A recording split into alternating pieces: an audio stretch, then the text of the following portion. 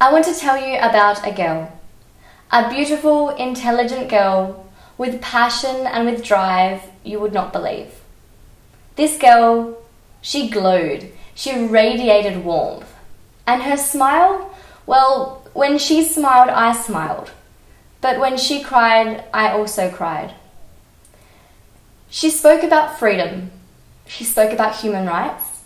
She spoke about her challenges. And she spoke about her courageous ambition. Her passion, it screamed at me.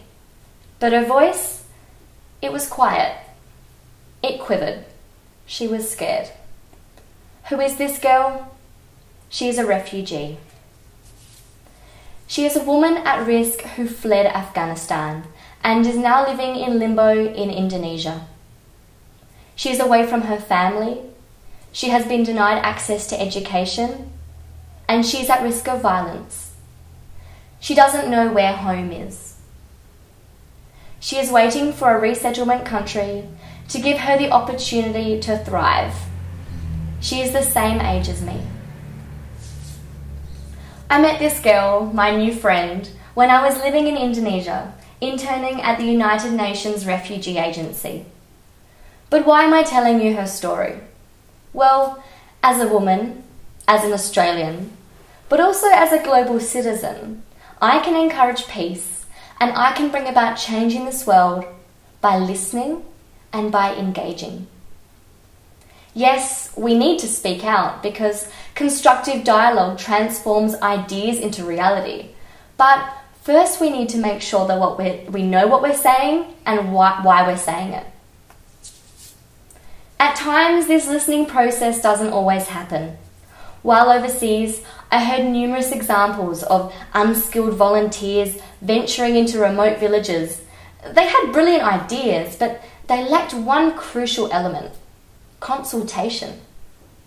They didn't engage, and as a result, their projects were unsuccessful. We need to listen. We need to engage. Often, it's less about what we can teach and more so about what we can actually be taught. It's this bottom-up approach to peace building and development that not only brings about successful change, but brings about sustainable change. My role in Jakarta was to assist in a project that sought to understand the issues for asylum seekers and refugees on the ground, as they were happening right there and right then. This is pure engagement. Focus group discussions allowed refugees and asylum seekers to voice their deepest concerns, their confronting challenges, but also their inspiring solutions. I could have read textbooks and scoured articles to give you all of this information, but it's just not the same. It's nothing like the real thing. The UNHCR project did 3 things that astounded me, that I think we can all learn from, and that I'd like to share with you today.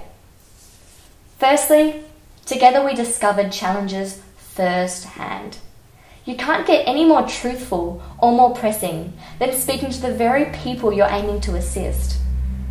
Secondly, if the issues and challenges can be discovered, then so can the solutions.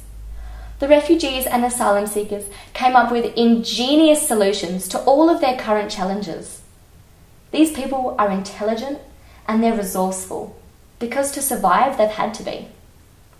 Finally, refugees walked into the room sometimes wary, sometimes a little bit hesitant, but walked out with their heads held high. The process had empowered them.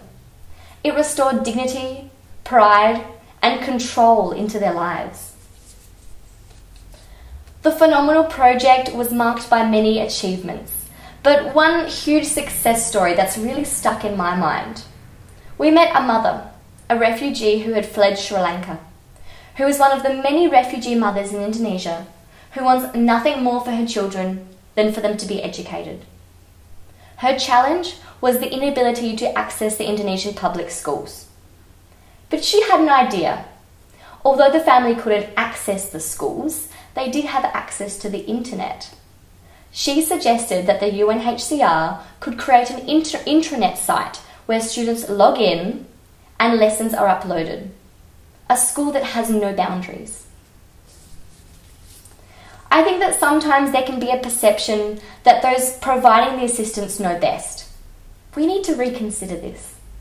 It is the disenfranchised and it is the downtrodden of the world who hold the key to obtaining peace and creating change. We just have to listen to them.